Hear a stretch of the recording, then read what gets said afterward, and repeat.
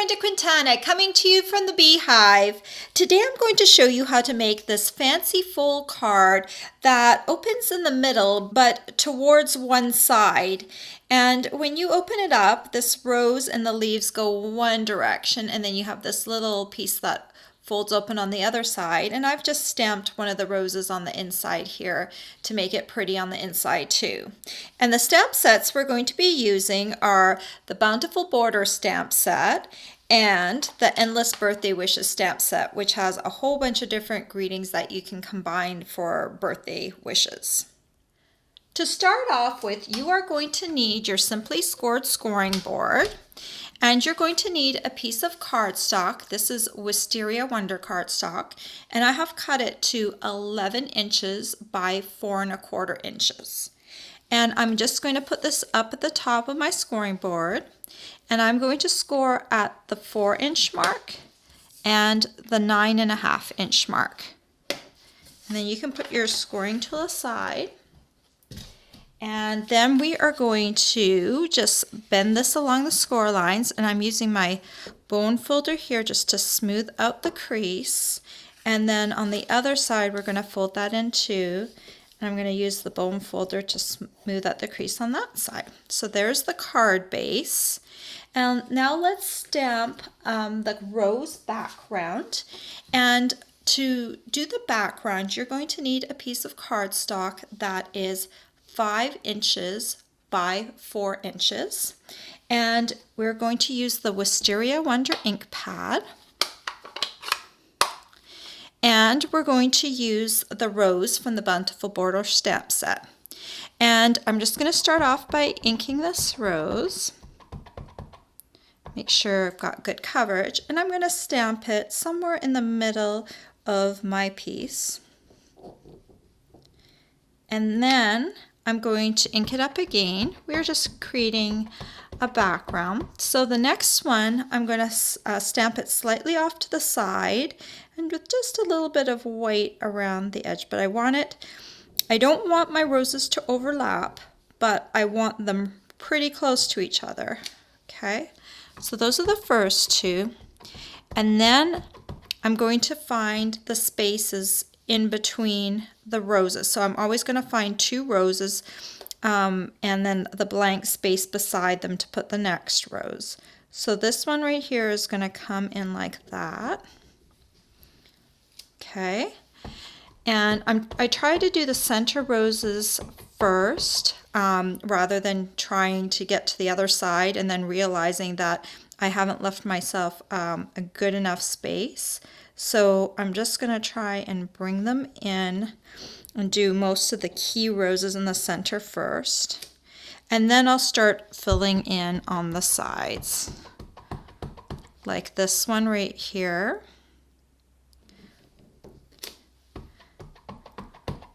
And it's good to protect your work surface because, as you can see, I've got my grid paper here and I'm going to be stamping off the edges.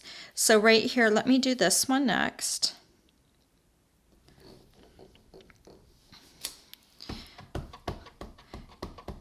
And then let's do this one down here.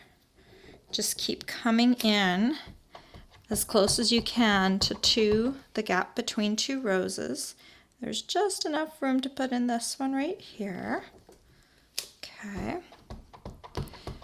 And then this corner will probably be just a little bit harder. So I'm going to come in, see there's a gap between the 2 roses. I'm just going to come in and hit it just a little bit like that on the side. And then this one will go right here. And then I've got this one up top here, right? And I can kind of just hit a little bit there on the side. I want to minimize blank spots as much as possible. And then this one can come in like that. And maybe I can get like 1 petal just on the edge like that. Okay, so I basically covered my whole piece, and I'm just going to put my Wisteria Wonder ink pad aside for a moment, and I'm going to bring in my Stampin' Trimmer. And what I want to do is I want to cut this piece because this is going to be a panel for the two front pieces. Okay, so I'm going to cut it so there's a skinny piece and a bigger piece. So I'm going to line this up at the 3 3/4 inch mark like this, and I'm going to cut it. Now take care when you're taking it apart because I want the pieces that were cut to stay together, so I'm not going to be shifting them around. I can put my cutter aside, and then I'm just going to take my Tombow glue, and let's start off with a big piece, and I'm just going to put some Tombow along the edge and a little bit in the center, that, and then just double check to make sure it still lines up with your side piece, so you're putting it on the right way. And then you're going to place it down, and there's going to be about 1/8 of an inch all the way around the edge. Okay, and then this one here, I'm going to put Tombow on it. And then make sure, again, you're matching up, and I think that looks right, yeah. So let me just go ahead and stick this down, and again, this piece will also have 1/8 of an inch all the way around on that side. So now you've got your card base all set, and now we're going to take another panel, and this will be the inside panel, and I've cut this piece to 5 1/4 inches by 4 inches.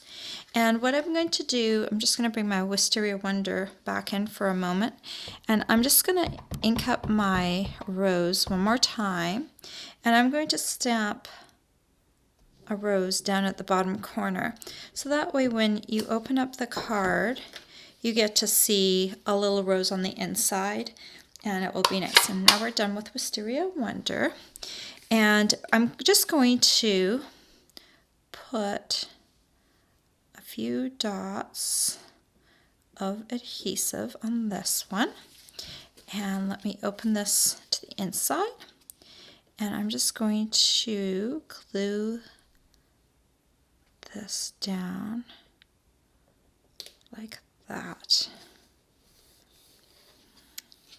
Okay, all right, and now we're going to do the focal point. And for the focal point, you're just going to need a scrap piece of cardstock, and we're going to be stamping the rose again, but I just inked it up with some Wisteria Wonder, so I want to clean it off, and this is my Stampin' Scrub. This is how I clean all my stamps, and the Stampin' Scrub has two sides. It's kind of got a brush side to clean and to dry. They're both the same, except one side has little raindrops and the other side has a sunshine. So the raindrop side, you're going to spray Stampin' Scrub on it, Stampin' Mist, sorry, on it, and then you're going to scrub your stamp on here, and that will clean the ink off.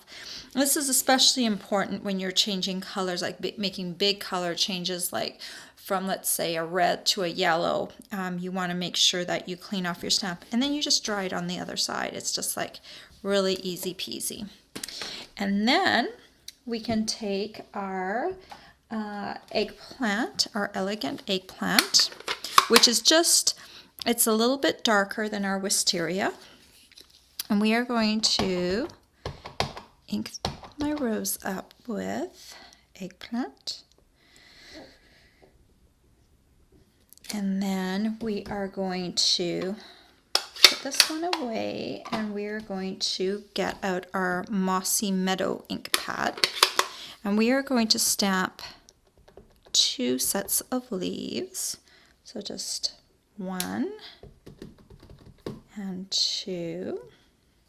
Okay, and then you are going to use your paper snips, and you're going to cut around both the leaves and the rose, and when you're done you'll have a rose and 2 leaves just like that. So I've got my rose right here, and I want to make sure that I place it properly. So I'm going to put it about 1/3 onto my smaller panel. And I'm just going to kind of see that my leaves have enough room on either side. You want to make sure that you leave enough room on the bottom and enough room on the top. So about 1/3 on so that the leaf will go nicely. You can move the leaves off real quick. And I'm going to put my thumb on here, okay? And I'm holding down this rose as I turn it over. I'm holding it in place. And now I can see on the opposite side how much I need to put glue on there. And I'm not going to put it right to the edge of the card, but I'm just going to put enough of it on there. I don't know if you can see that or not, but I'm kind of holding it in place so I know this is where I'm going to, it's going to glue down to the other side.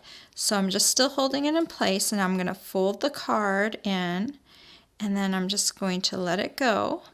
And that glue will glue not on my skinny side, but on my opposite side where I want it, okay?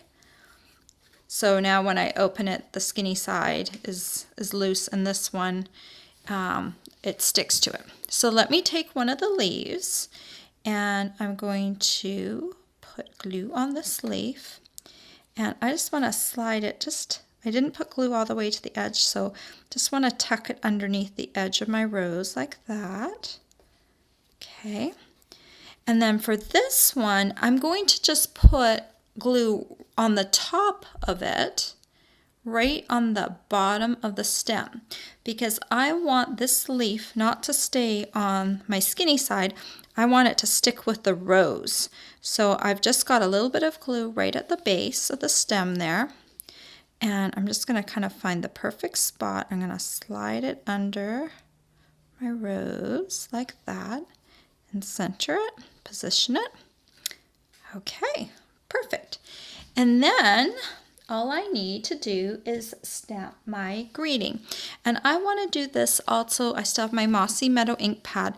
I'm going to do it in Mossy Meadow so that we can see the greeting really well. And what I have done with the birthday stamp is I've put my happy towards the right. So I've kind of put my P's tucked right after the D of the birthday, and I didn't trim anything away from my photopolymer, and it fits quite nicely. So just make sure, let me see if I can get this in the camera so you can see.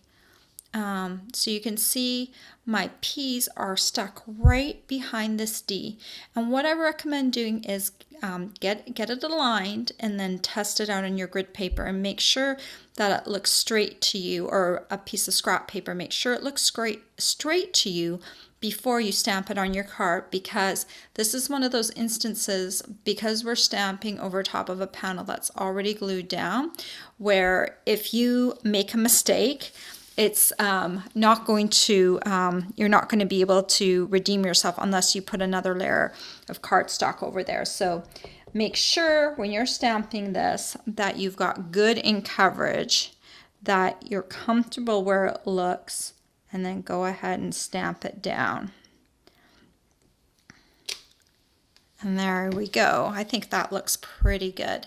And then we can bring in our other cards that we made. This one is the yellow one and the pink one. And so let me just tell you the colors that I made these cards in. This one I did pink pirouette background roses and a rose red main rose. And I used the same green, which is Mossy Meadow.